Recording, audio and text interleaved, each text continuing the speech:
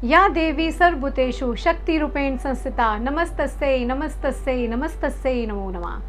जय माता दी। दोस्तों, इस वर्ष शारदीय नवरात्रे 26 सितंबर 2022 सोमवार से शुरू होने जा रहे हैं। आश्विन मास की शुक्ल प्रतिपदा से नवमी तक का यह नवरात्रि महोत्सव सभी प्रकार की सिद्धियों को देने वाला होता है। नवरात्रि का अर्थ है 9 रात्रि और 9 शक्तियाँ।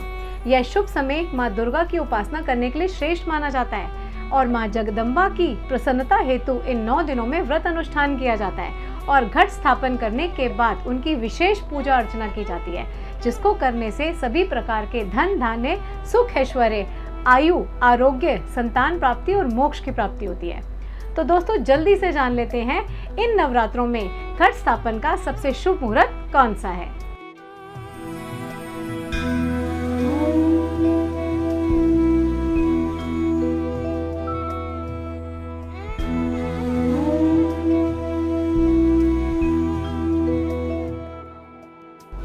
नमस्कार, मेरा नाम है मोनिका कोचर। आप सभी का स्वागत है मेरे channel bring happiness to your life with astro Monika में।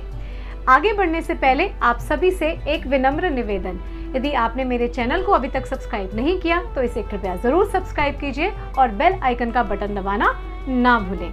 तो चलिए अब जान लेते हैं कलश स्थापन का सबसे शुभ मुहूर्त कौन सा है, कलश स्थापन का सही तरीका क्या है और पूजा करने की कौन सी विधि सबसे उत्तम है।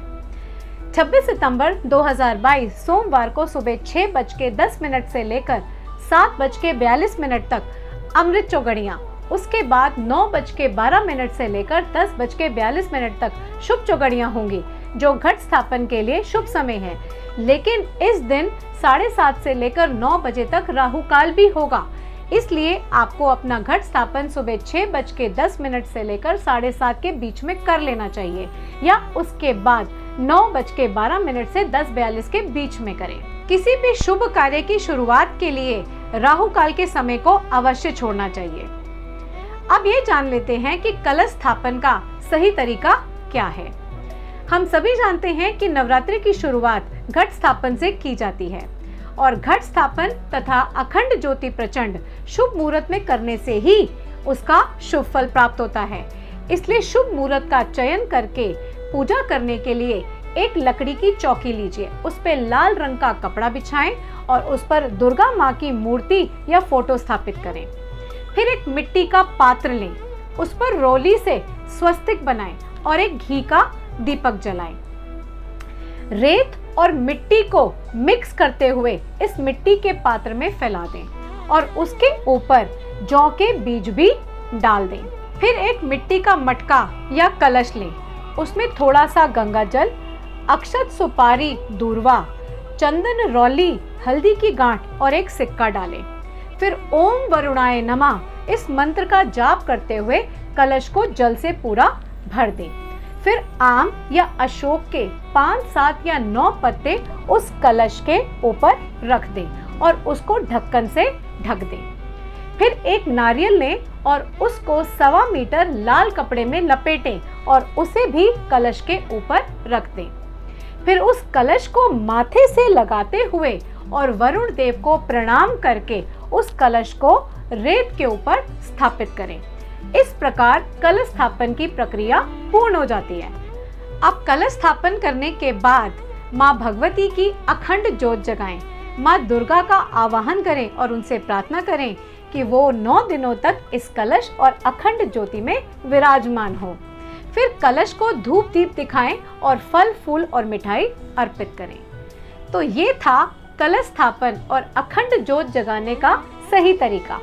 अब जान लेते हैं कि नवरात्रि की पूजा करने की सबसे सही विधि कौन सी है। नवरात्रि की पूजा शुरू करने के लिए सबसे पहले माँ दुर्गा के सामने संकल्प करें। हाथ में फूल और जल लेकर माँ दुर्गा के सामने यह कहें कि मैं आज प्रतिपदा से आपकी आराधना करने जा रहा हूँ या करने जा रही हूँ। हे माँ, कृपया आप मेरी पूजा को स्वीकार करें और मेरे इष्ट कार्यों को सिद्ध करें। ऐसा कहकर वह जल माता के चरणों में छोड़ दें।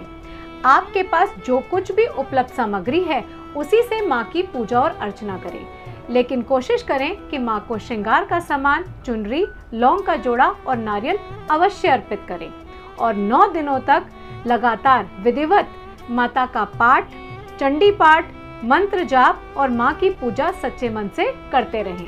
नवरात्रि की समाप्ति के लिए अष्टमी या नवमी के दिन 9 छोटी कंजकों को माँ दुर्गा का स्वरूप मानते हुए उनका पूजन करें। उन्हें पूड़ी, हलवा और चने का भोजन करवाएं तथा दक्षिणा या भेंट देकर विदा करें। इस प्रकार अपने नवरात्रि व्रत का समापन करें। इन 9 दिनों तक लगातार माता के सम्मान में जय माता दी का जयकारा लगाते रहें और मन से उनकी पूजा ध्यान करते रहें।